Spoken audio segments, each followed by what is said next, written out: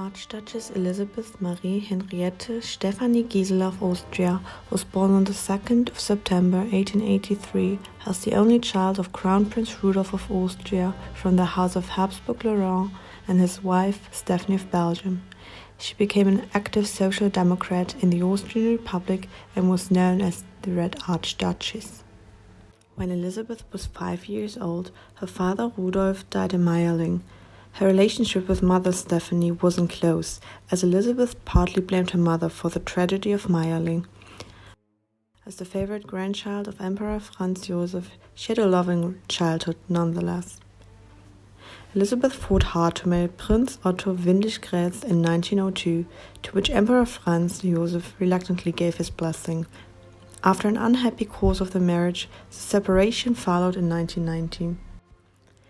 By that time, the Austrian Nobility Abolition Act of 1919 had eliminated Elisabeth's title of nobility. She went on to live with her children in Schönau Castle, where she opened her garden to the children of the impoverished working-class settlements in the area. She often helped them out with harvested goods from the castle's fields.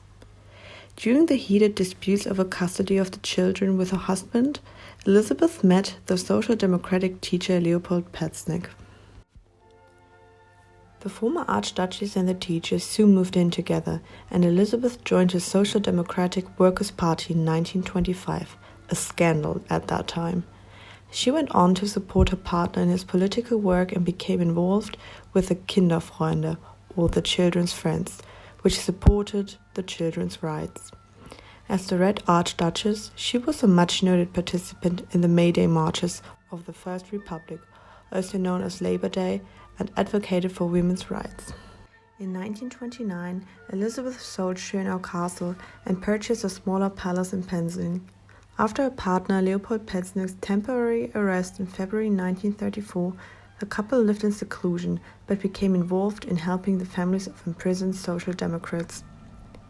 In 1944, Petznek was arrested again and deported to the Dachau concentration camp, from where he did not return home until June 1945, when the war was over. After that, the palace in Penzing was confiscated, first by the Soviets and then by the French occupying forces. In 1948, the couple was finally allowed to marry, but they could not return to their domicile until 1955, after the conclusion of the state treaty which gave them back their property. By this time, however, both were already seriously ill and had completely withdrawn from political life. Leopold died in 1956. His widow sold the house to the municipality of Vienna 1 year before her death in 1963. She left all valuable inventory to the Republic of Austria.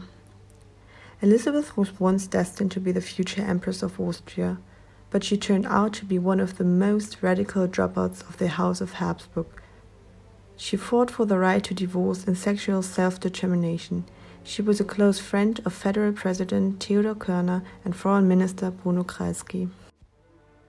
Together with the resistance fighter Rosa Jochmann, she listened to the radio farewell speech of Federal Chancellor Kurt Schuschnigg in her living room on March 11, 1938.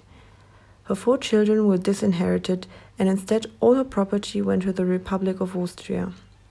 Unlike her mother, Elisabeth preferred the working class and didn't fancy luxury.